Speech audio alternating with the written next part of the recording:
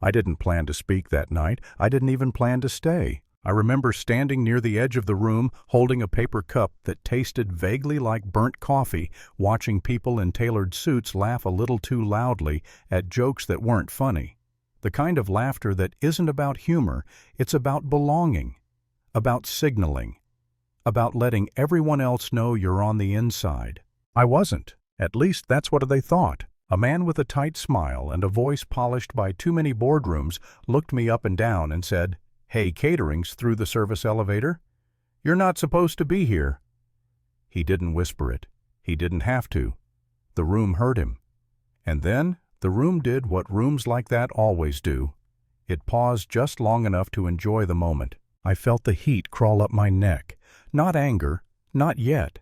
Just that old familiar sting, the one that shows up when someone decides who you are without asking. I smiled lightly and said, "I think there's been a misunderstanding." He chuckled.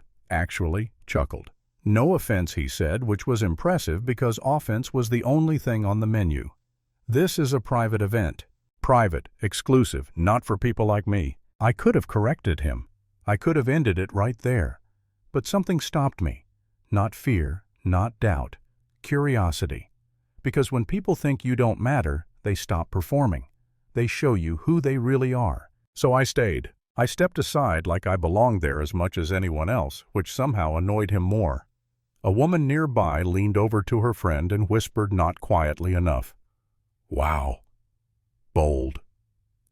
Someone else laughed. Phones came out. Not to help, to watch. And in that moment, something shifted inside me. I realized this wasn't just embarrassment. It was a test, one I hadn't agreed to take, but one I knew how to pass. I've been underestimated my whole life, not always in dramatic ways. Sometimes it's subtle. A pause before my name, a raised eyebrow when I speak. That polite smile people use when they're already sure you won't matter. I learned early on that correcting people doesn't earn respect. Letting them finish their assumptions does. Security showed up next. A young guy trying to sound confident, asking for credentials. I told him calmly that I was waiting for someone, which was true, just not in the way he thought. Around us, conversations restarted, but quieter now. Everyone pretending not to stare while absolutely staring. The man who'd first confronted me stood a little taller, enjoying the authority of the moment. Power is addictive like that, especially borrowed power. "What do you do?" he asked, arms crossed. I almost laughed. Almost. "I solve problems," I said. That got another laugh. "Right. Well, tonight's not the night." I nodded and waited. See, what they didn't know, what no one in that room knew, was that I'd spent the last year listening more than talking. Watching patterns, studying how certain companies treated people when they thought no one important was looking. I wasn't there by accident. I was there because I needed to see it up close. The culture, the reflexes, the casual cruelty wrapped in professionalism. And they were giving me everything. Then someone across the room froze. Not dramatically, just enough. His eyes landed on me, then widened, then flicked to the man standing in front of me. I saw the color drain from his face before he even spoke. "Hey," he said, voice suddenly careful. Is everything okay here?" The room tilted. The man in front of me scoffed. "Yeah, we're just dealing with me," I said gently. Silence. Not the awkward kind, the heavy kind. The second man swallowed. "I didn't realize you were coming tonight." "I wasn't sure I would," I said, "but I'm glad I did." That's when things unraveled. Not loudly, not explosively, just unmistakably. People started connecting dots in real time. You can feel it when that happens, like a pressure change. Phones lowered, smiles evaporated, apologies started forming before anyone knew exactly what they were apologizing for. The first man's confidence collapsed in on itself.